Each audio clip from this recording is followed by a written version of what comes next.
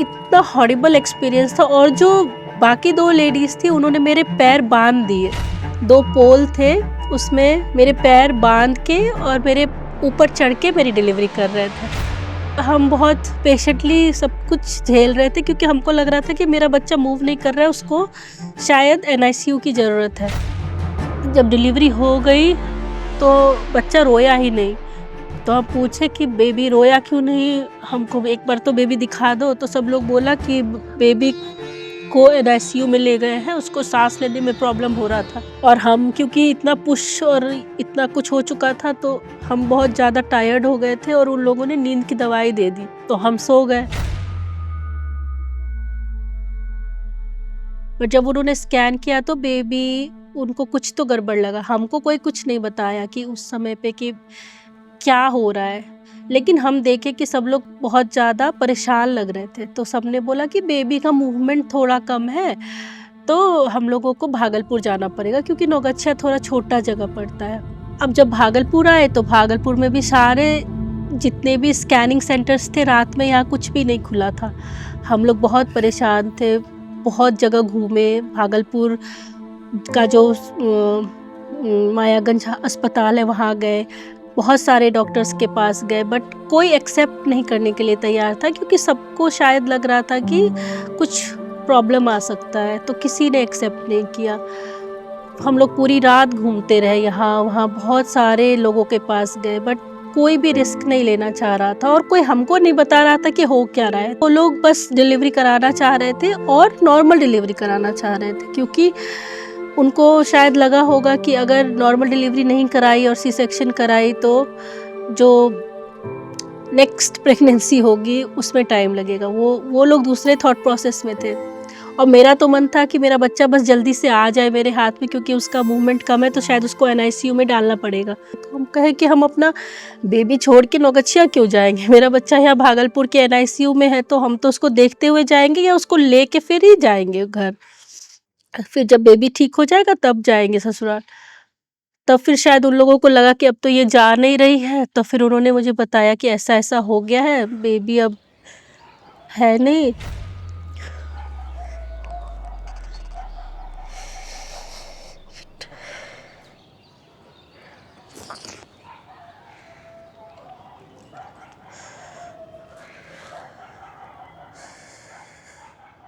उस मोमेंट पे तो ऐसा लगा कि अब कुछ बचा ही नहीं, सब कुछ खत्म हो गया। ना हमको उठ के वहाँ से चलने का भी मन नहीं हो रहा था कि कहीं जाना है। कोई भी जब डेथ करता है तो 10-12 दिन तक घर में पूजा नहीं होता है। ऐसा लगता है कि वो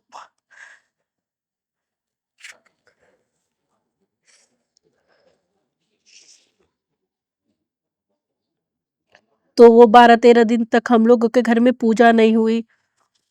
बहुत ही खराब टाइम था वो। वो जो फीलिंग होता है ना, वो बहुत ही खराब फीलिंग होता है।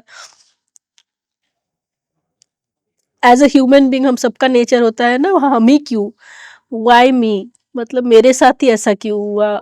आज तक तो हम कभी ऐसा सोने भी नहीं थे किसी के साथ होते।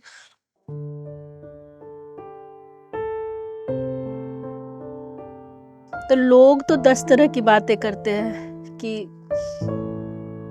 क्यों हुआ, क्योंकि तुम शादी में बहुत खुश थी, बहुत नाची गाई, तुम अपना ख्याल नहीं रखी, इसकी वजह से हो गया।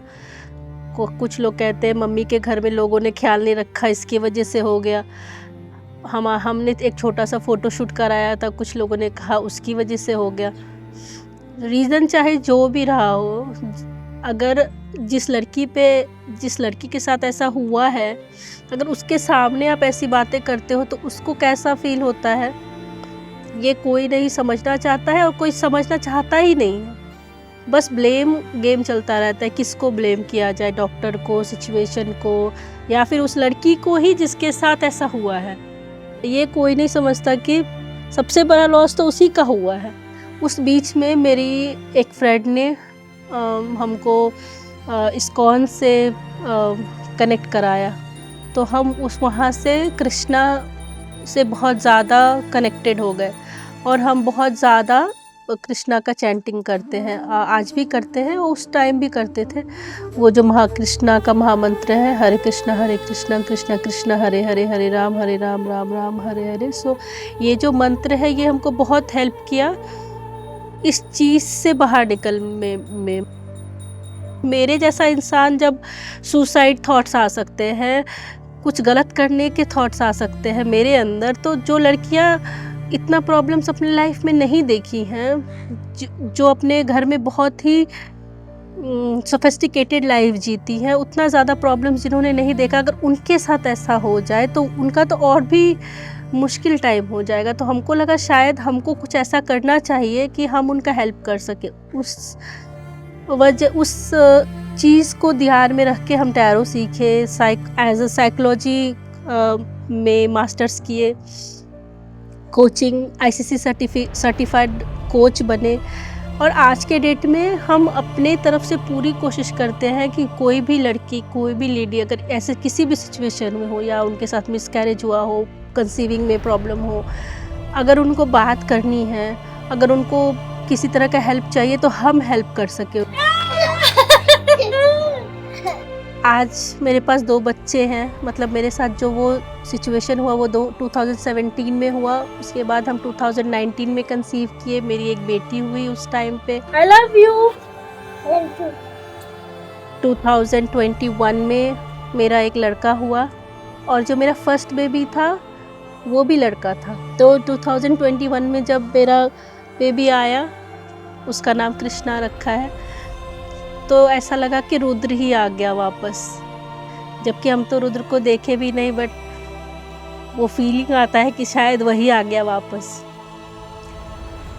बट वो जो मतलब आज भी हम बोलते हैं कि मेरा तो 3 बच्चा है, एक शायद भगवान के पास है, 2 मेरे पास है।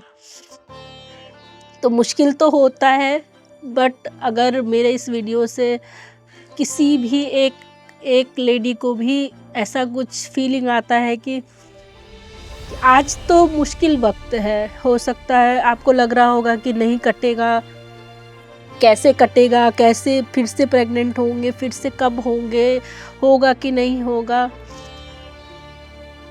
अपनी फैमिली के सपोर्ट में रहो। अगर आप स्पिरिचुअल हो तो भगवान के शरण में जाओ, अगर आप स्पिरिचुअल नहीं हो, अगर आपको दोस्तों से बात करके अच्छा लगता है, अपने परिवार के साथ अच्छा लगता है, जो भी आपको पसंद है उस तरफ जाओ। आई नो कि बहुत मुश्किल होता है, अब हम जब इस चीज़ सिचुएशन से निकल गए हैं तो हम ये आपको बता रहे हैं, trust me, I have been there, हम उस जगह से निकल के आए हैं, तो आप भी निकल के आओगे, आगे सब कुछ अच्छा होगा।